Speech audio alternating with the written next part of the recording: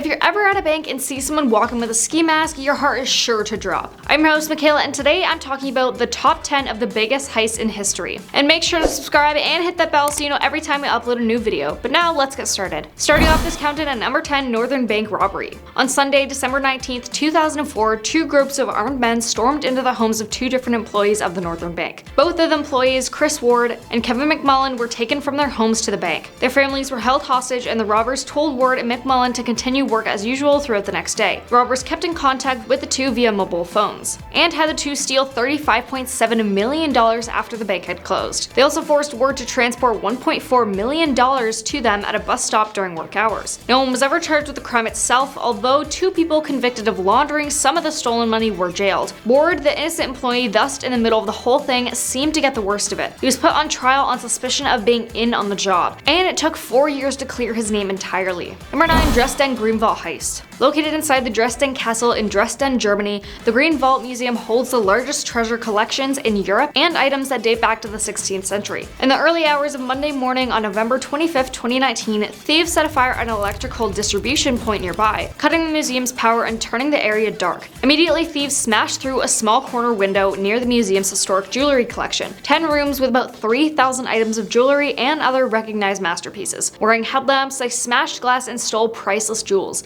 It's not, however, entirely clear how much those are worth. Initial reports said $1.2 billion, while later reports say the item's value had fallen short of that billion-dollar figure. The thieves were in and out very fast, as police were called to the museum not long after the initial break-in. They fled the scene in an Audi A6 sedan, then lit it on fire in an underground parking lot, presumably jumping to another getaway vehicle. Number 8, the Dunbar Armed Robbery. Alan Pace masterminded the heist while he was working for Dunbar as a safety inspector. During his time, he plotted out the facility's layouts, its cameras, and its guards.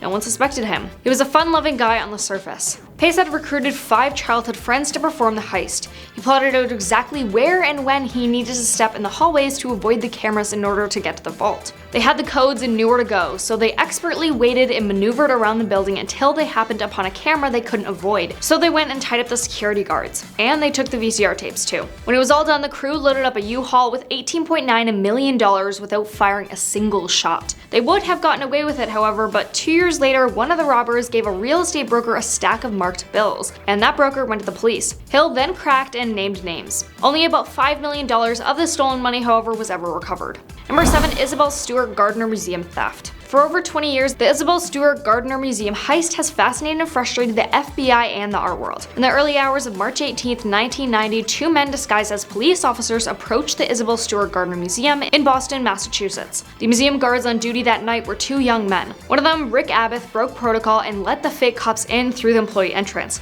believing that there had been a disturbance of some kind. While the thieves surveyed the grounds, they asked the guards who let them in if anyone else was in the museum. Abbott called his fellow guard, Randy Hestan, down. The thieves, who had not said they were thieves yet, then told Abbott to come from behind the desk to prove his identity because they might have a warrant for his arrest. It's worth noting that the museum, despite holding countless treasures of art, only had one single panic button, and it was at that desk. The thieves handcuffed Abbott, and when Hestan arrived, handcuffed him as well. Then the thieves announced they were there to rob the museum, and so they did. In 81 minutes, the two thieves stole 13 works of art. Then the thieves simply disappeared into the night, and none of the pieces have ever been found. Number 6, London Brinks Mat Gold Robbery. 6 thieves in balaclavas broke into the Brinks Mat warehouse at London's Heathrow Airport in 1983 and tied up the security guards. One of them, Anthony Black, worked with the robbers. Their goal was to steal $4 million from the vault. Instead, the thieves found around 7,000 gold bars. Within 2 hours, the job turned into the biggest gold heist in British history. The men slipped away in a van, buckling under the weight of $37 million in gold, diamonds, and cash, wishing the security guards a Merry Christmas as they drove off. The group had to melt down the pure ingots and mix the gold with copper and brass so the purity didn't create suspicion.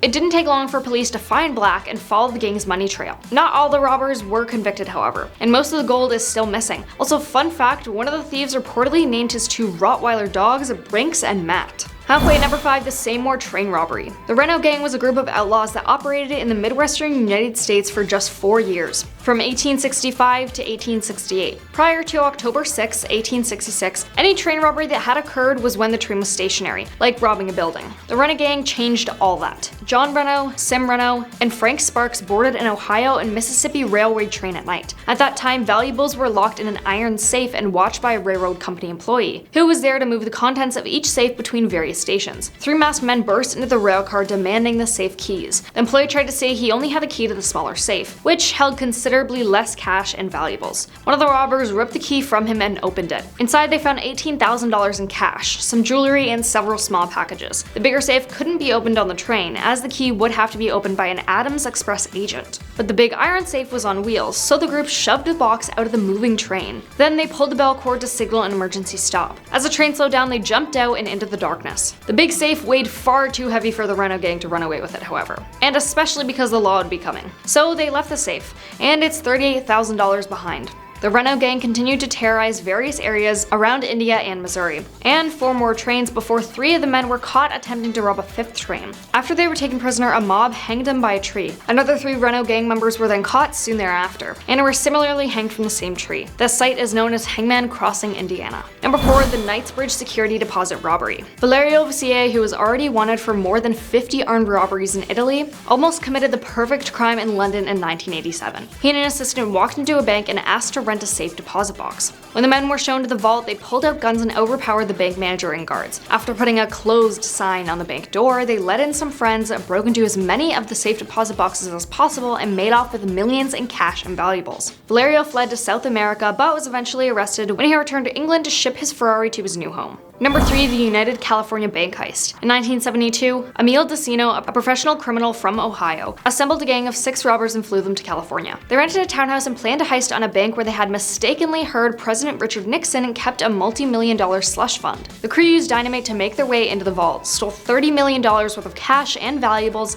and fled after scrubbing down the townhouse. The cops eventually identified the robbers through a generous tip they'd given a taxi driver, and through fingerprints found on the inside of the townhome's dishwasher. Number 2, the Hatton Garden job. It might not be one of the biggest heists in history, but it's certainly one of the greatest. The Hatton Garden robbers weren't your ordinary criminals either. Half of them were senior citizens, looking for one last score before cashing into the big casino in the sky. They had multiple names. The Guardian called them Diamond Weezers, while the French press dubbed them the Grandad's Gang. The thieves used an elevator shaft to reach the basement, where they forced open shutter doors and used a heavy-duty drill to get into the vault, which was 6.5 feet of reinforced concrete. Prior to the robbery, the gang's alarm expert tampered with the security system, using a 2G mobile phone jammer to block the alarm signal. Once inside, they tore open about 70 deposit boxes. Initially, it was believed that $279.9 million was stolen, but that number has since dropped to $19 million. The heist was carried out by 6 elderly ringleaders, ranging from the late 50s to the late 70s. Another 4 people were also convicted in connection with the crime. Now coming in at number 1, the Central Bank of Iraq robbery. This robbery in Baghdad became one of the largest bank heists in history. The mastermind was none other than Iraq director Saddam Hussein. One day before the Iraq War began in 2003, he sent 3 large trucks to the central bank. He also sent his son with a handwritten note asking to withdraw nearly $1 billion to keep it from enemy hands. The money was loaded into vans and driven away. Most of the cash was recovered in the ensuing raids, but it doesn't end here. American soldiers also made off with hundreds of thousands of dollars for themselves and their families. 35 service members were then later caught. But that is all. Thanks for watching, and we will see you next time.